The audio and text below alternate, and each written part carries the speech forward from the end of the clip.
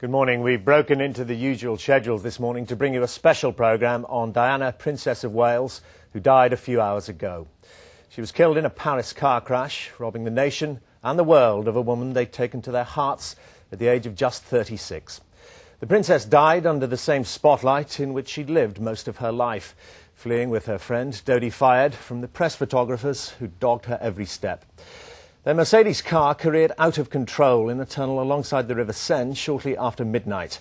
Surgeons fought for 2 hours to control bleeding in her chest, but were unable to keep her heart going. They declared her dead at 4 o'clock this morning. Dodi Fayed died at the scene of the crash, as did their driver. In the coming hours, we'll be looking back at Diana's remarkable life and hearing from those around the world whose lives she touched.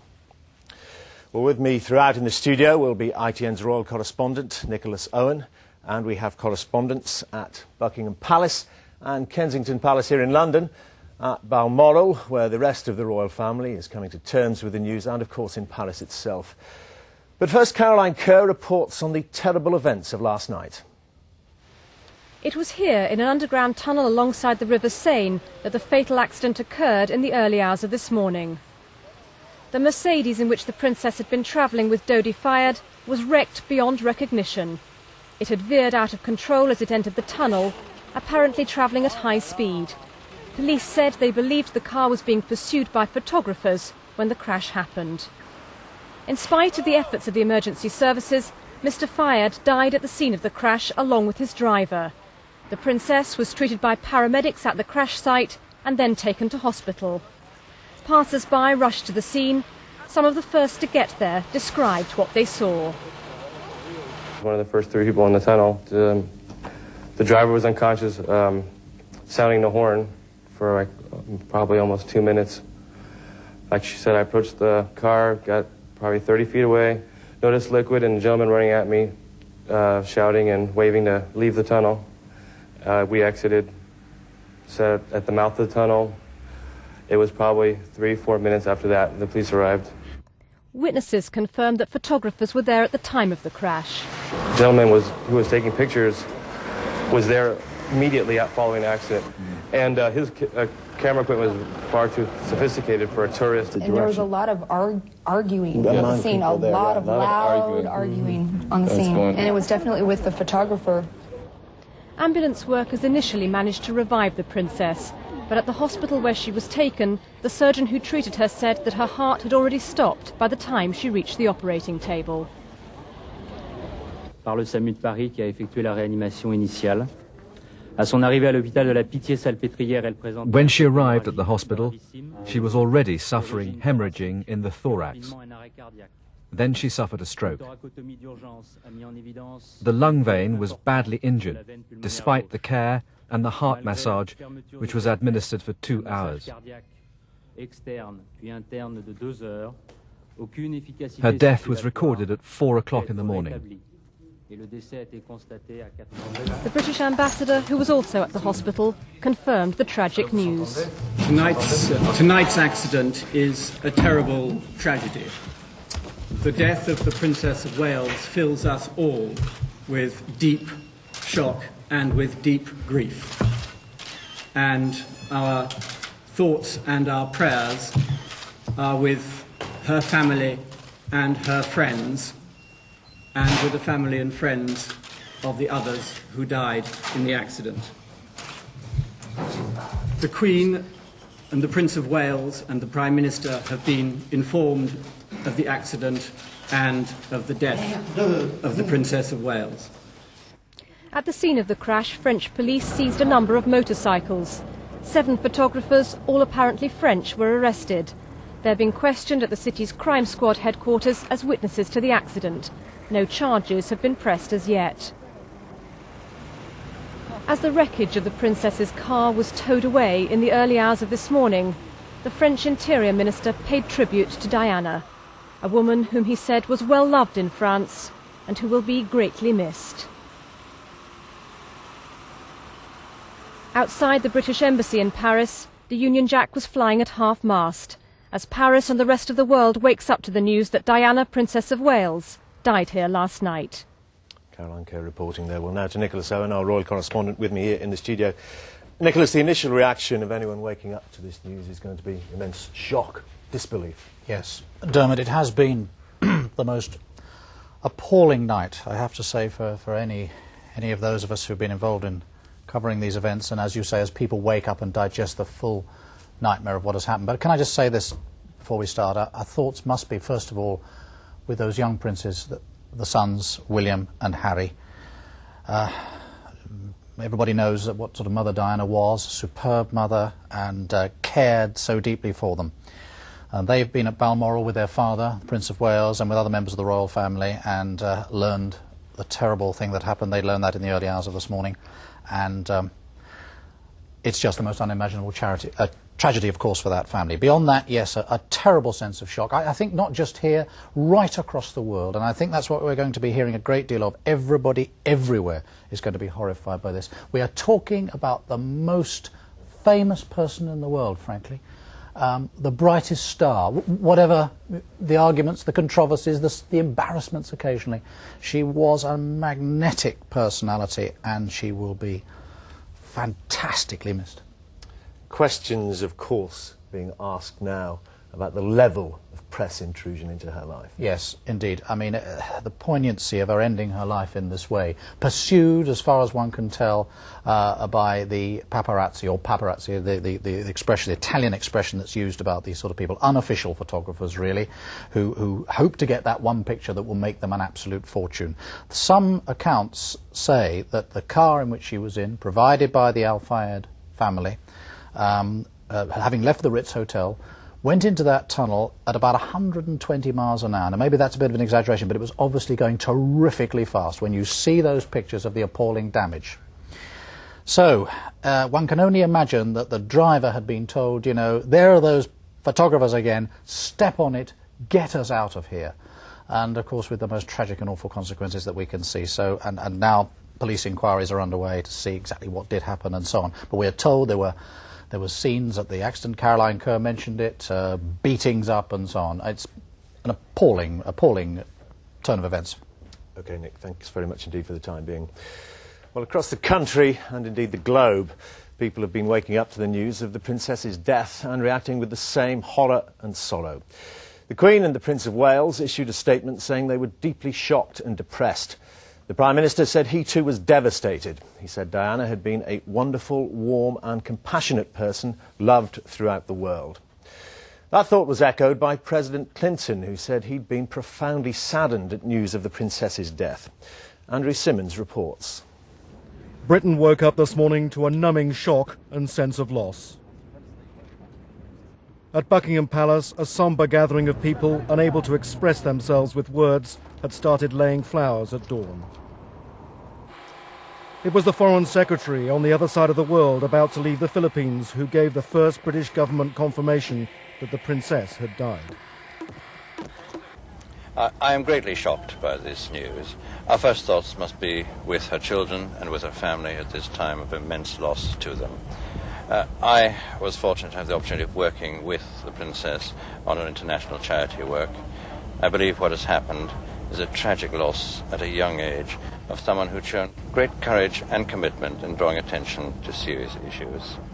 For the next few days, her family and the nation must have time to come to terms with their immense sadness and loss. In the longer term, serious questions will need to be asked as to whether the aggressive intrusion into her privacy has contributed to this tragedy. Thank you. The Prime Minister was kept in touch throughout the night. He described Princess Diana as a wonderful, warm and compassionate person loved by people throughout the world. The Conservative leader William Hague said the whole nation will be in shock and in tears at this awful news, a reaction echoed by the Liberal Democrat leader. How does one react to an event which is so terrifying, so sudden, so unexpected and so horrific for obviously all those concerns? And one's first thought of her family, the princes, and her wider family, and indeed that of Mr. Al Fayed. Beyond that, I think this is a moment for reflection and sadness. A light has gone out of our lives, and the lives of the nation, and that's a matter of most appalling sadness. Just after dawn broke, there were flowers outside Harrods, the pride of the Al Fayed Empire. Inside, shock and anger at the loss. The world has lost a princess who is simply irreplaceable, and Mr. Al-Fayed has lost his beloved eldest son. And I would like to say that Mr. and Mrs. Al-Fayed, who are together in Paris, are simply devastated by their own loss and share the sorrow of the princess's family. A Lambeth Palace spokesman said the prayers of the whole Church of England would be with the families of the princess and Dodi Al-Fayed. And Cardinal Basil Hume said she will be remembered with great gratitude by so many of those who she endeavoured to assist in so many ways. Princess Diana's former press secretary, Jane Atkinson, was in deep shock. I don't think I could believe it. When I went to bed, I knew there'd been an accident and that she was ill. And I think it's unbelievable. And I feel very sad for her family. The disbelief was shared by market stall holders in London's East End. And the guy that was going to Liverpool Street, he just stopped over there and he just stood and cried. And at first I didn't realise what he was crying about. And then when he told me, I just stood here. I couldn't believe it. I feel terrible, you know, really. I don't really feel like working, you know. It was such a shock. She was good, she was lovely, and I just feel very shocked. I feel a lot of people would be the same today. Very, very upset. Very upset. I think we all do. Spontaneous acts of sorrow are spreading throughout Britain on this solemn morning. Many are gathering at Princess Diana's London home, Kensington Palace. The first simple messages which begin to express overwhelming grief amongst the people of Britain. Andrew Simmons, ITN. Well, we had quite a lot of political reaction there, and our political correspondent Tom Bradby is in Downing Street now. Tom, what is the Prime Minister doing today? At the moment, Dermot, the Prime Minister is in Sedgefield at his constituency home with his family. We believe he's about to go to church. After that, his plans are not quite clear. He was due to come back here to Downing Street sometime around in the late afternoon at 6 o'clock, they were saying originally. It's now not certain whether he will come here. There's some suggestion that he might go to Chequers. Downing Street are making it clear that what has to be immediately decided is whether there's going to be a period of official mourning and how long, and they're making it clear that the Prime Minister will want to be involved in those arrangements. Tom, have there been any comings and goings there at Downing Street? Are the press team there saying anything? The press team are absolutely besieged by calls, as you could imagine. They're just trying to get out the basic statements. The Prime Minister, as you've heard, has been up since the early hours of this morning. He's been kept informed, initially making clear his shock and distress at what he heard. Then they're now, of course, trying to deal with the next stage, which is what they're going to do about, as I said, this period of official mourning. There are calls coming in from all over the world, so it's actually very hard to get through to the press office. It's very difficult for them getting out the Prime Minister's views. But no, there are very few comings and goings. The Prime Minister, as I say, is up in Sedgefield. Apart from that, of course, it's the middle of the recess, so, I mean, normally one would expect politicians to, if it was during the week, to be arriving already and giving their views. There's very little of that at this stage, except that, of course, a number of senior politicians across Westminster knew the Princess of Wales, had known her, not perhaps well, but had got to know her over the years and were very impressed by her charm, and they've started to give their reactions. But here in Downing Street, there's very little going on. Tom, for the time being, thank you very much. Well, the Princess's death comes at a time when she appeared to be making significant strides in both her public and private lives. In recent months, she'd enjoyed tremendous success in her campaign to get a worldwide ban on anti-personnel landmines, winning backing from countries across the world, including the government here. And her private life seemed to be entering a new phase, thanks to her blossoming friendship with Dodi Al-Fayed. Ian Glover-James reports. In the last months of her life, it seemed the princess was forever on the move, a restless lifestyle never out of the public eye. Unburdened, it seemed, by heavy security. This was the image the princess chose to portray. The caring campaigner for humanitarian causes. Here, against landmines in Angola. She'd cut down on the causes she worked for, but the cruel injuries inflicted by mines, long after conflicts like Bosnia had ended, affected her deeply. Her fame generated huge publicity for what were once little-known issues. Simply by being photographed with the disabled victims of landmines ensured those working to remove them won unprecedented support, even in the White House.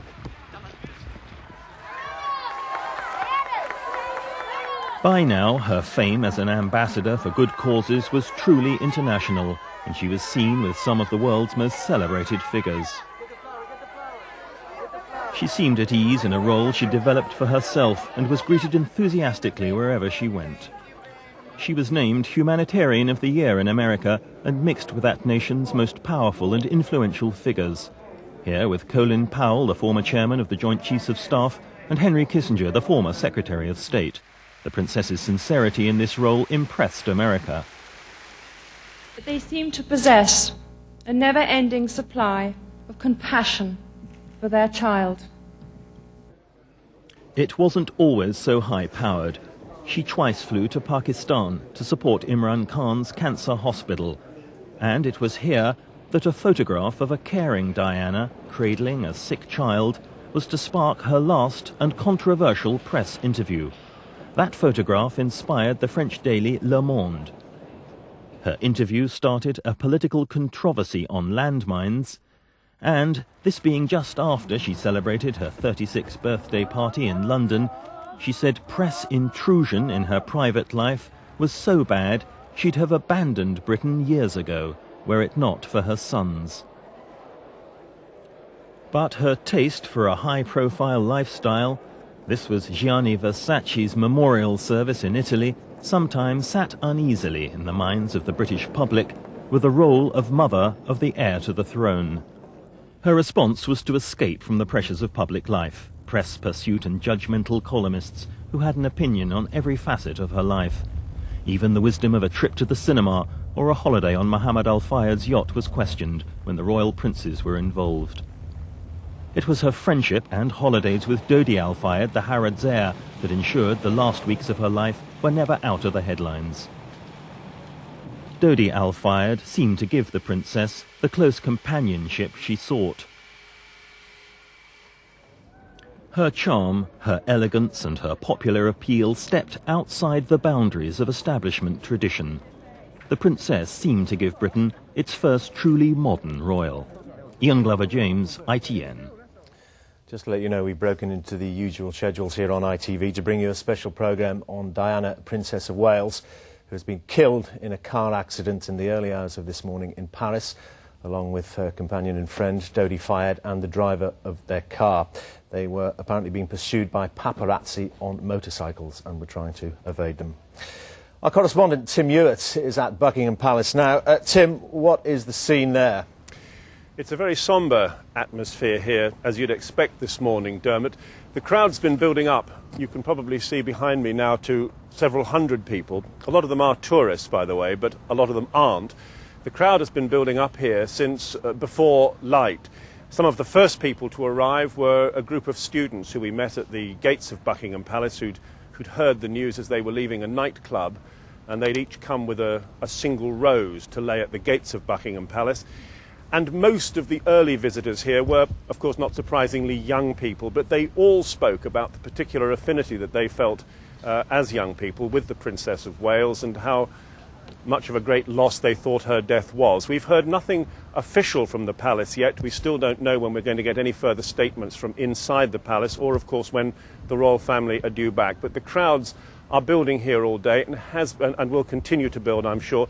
There are, of course, a lot of journalists here, a lot of photographers, a lot of cameramen, a lot of reporters.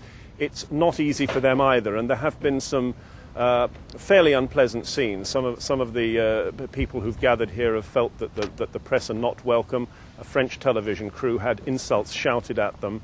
But by and large, the atmosphere is a very sombre one indeed.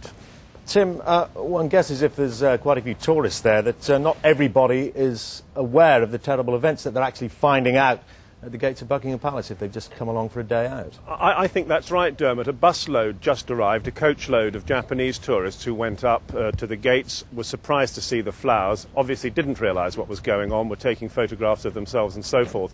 But I think as the day goes on, more and more people who aren't tourists are going to come here to pay their respects. And of course, as I said, up to now, most of the people who've come have been younger because I suppose they're the ones who are up later or possibly get up earlier in the morning or are out and about in this part of London at this time of day. But I'm sure as the day goes on, this area in front of the Queen Victoria Memorial here is going to become very full. The police have already started to put up barricades to keep people in certain positions. Of course, no cars are allowed through here anyway on a Sunday. So I'm sure by the end of the day we are going to see a very, very large number of people here just come to express their grief. Indeed, Tim. Thank you very much indeed. Well, Ronald Allison, a former press secretary to the Queen, is with me now. Mr. Allison, you must share the nation's profound sense of grief. Yes, I mean, it's several hours now since I heard the news, and it still hasn't come home to me in any real sense, and I'm sure that that is the feeling of everybody, literally, throughout the world who's now aware of the news. Nick was saying earlier on, you don't have to be in any way particularly well informed just to imagine the impact on all the members of the royal family. And as a father, as many of us are parents, fathers, just the thoughts of the two young boys, because Prince William is still only 15. Well, one's heart does go out to Absolutely. them. She was particularly close to the boys, wasn't she? It seemed to me that given under all the circumstances of what had happened, that both the Prince of Wales and Diana, Princess of Wales, were doing a splendid job as parents, if I may say that. It's a bit presumptuous, but clearly a very difficult situation, a family that was broken up under any circumstances, and to be the royal family. And yes, she seemed to be doing superbly well as a mother, and she and the Prince came together at all the important times in the lives of the two boys, and were making life family life as much a reality for them as was possible under the circumstances. It has been said that whatever passed between the parents, the boys, the princes, were off limits. Absolutely, yes. No question about it. They loved both their parents. Both their parents loved them.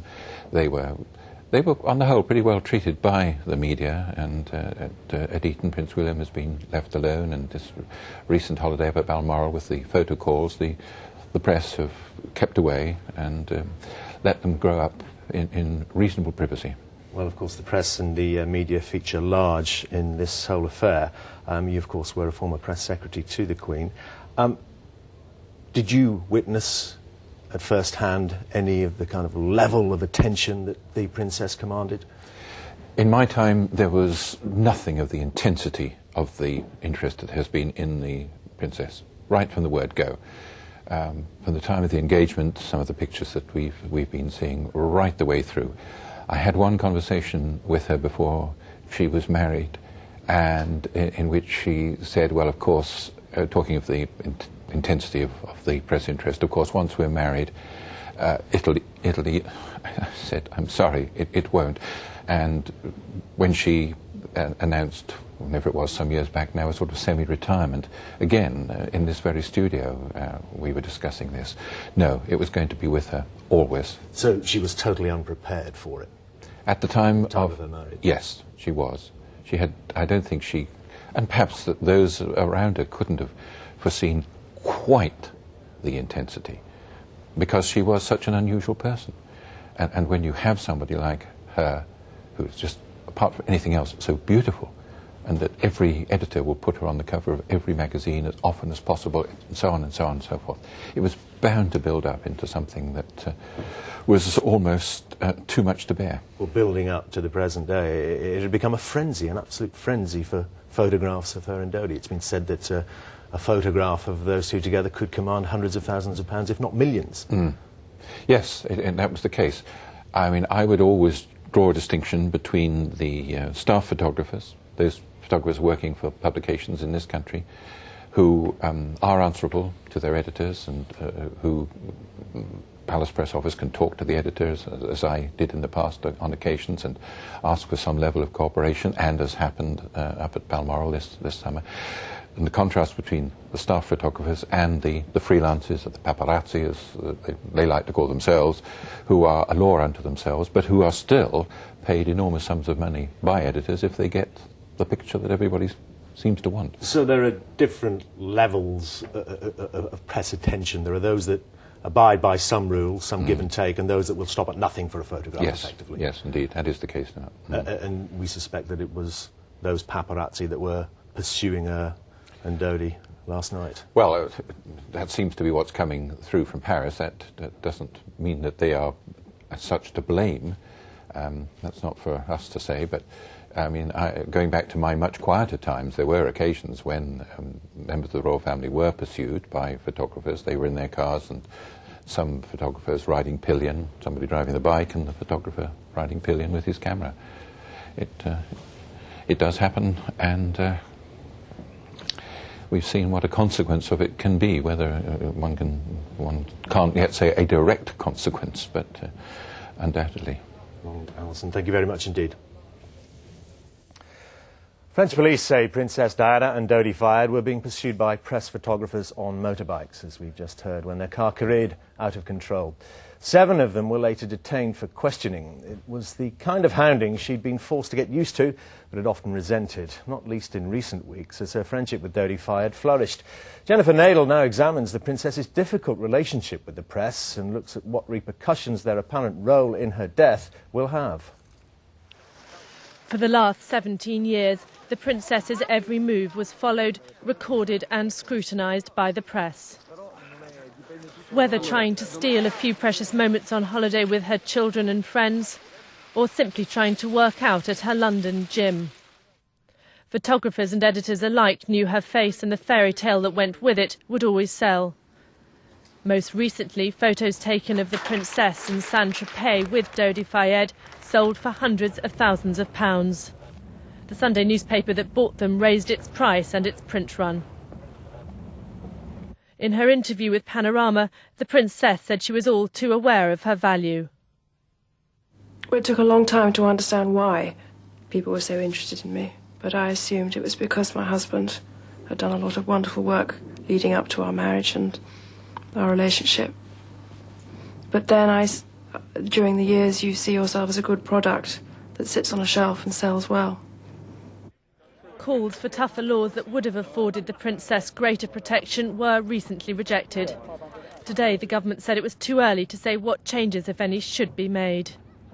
I think there has been concern in Britain, in the press and the media, that there should be a line drawn and that it should be drawn by a responsible press and by responsible media, rather than having it drawn for them by others, with the development of a stronger press complaint system.